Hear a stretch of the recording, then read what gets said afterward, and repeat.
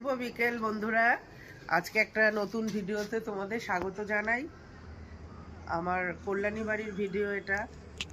দেখো আমার বাড়ি, আমি শীতে প্রচুর শীতের ছোট ছোট চারা, শীতের যে গাছগুলো হয় সেইগুলো লাগাই।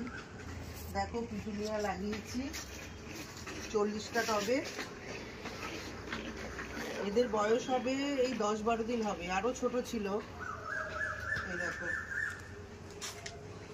মাটিতে ডালিয়া লাগিয়েছি মাটিতে 8টা। এইদিকে রয়েছে আমার চন্দ্রমল্লিকা, 25টা টবে চন্দ্রমল্লিকা।